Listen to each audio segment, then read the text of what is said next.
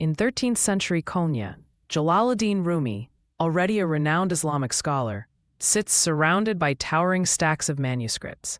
Despite mastering law, theology, and philosophy, he feels an emptiness that books cannot fill.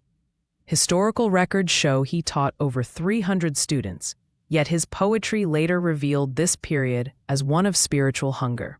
The candlelight flickering on his ink-stained hands symbolizes the fragile boundary between academic knowledge and divine truth he yearned to cross. December 1244, Rumi encounters the wandering dervish Shams Tabrizi in Konya's marketplace. Accounts describe Shams as wearing patched Sufi robes, carrying only a walking stick and water gourd. Their legendary first exchange, where Shams asked why Rumi sought knowledge from dead books instead of living truth, lasted 40 days in seclusion. Modern scholars note this meeting triggered Rumi's transformation from scholar to mystic, proving how human connections can redirect spiritual paths. Inside a Kanika, Sufi lodge, Rumi experiences Sama, the whirling meditation, for the first time. Historical Sufi texts describe this as the moment he drank the wine of divine love. The circular dance, representing planets orbiting the sun, became central to his teachings. Neuroscientists now confirm spinning induces altered states resembling mystical experiences.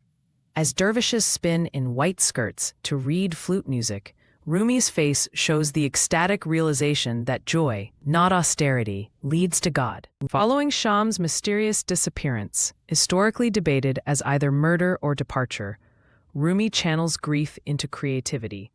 He produces over 3,000 ghazals and 25,000 couplets in the next decade, including the famous Masnavi.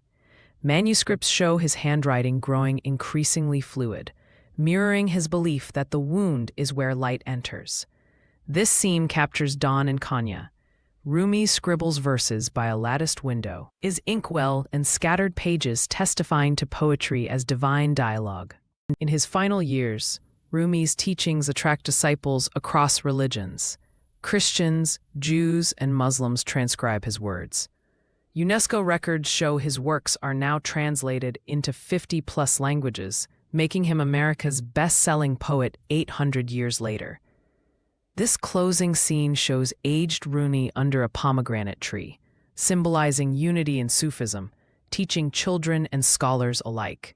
As the sun sets over Seljuk minarets, we're reminded that his message, "You are not a drop in the ocean, but the entire ocean in a drop," still guides seekers today.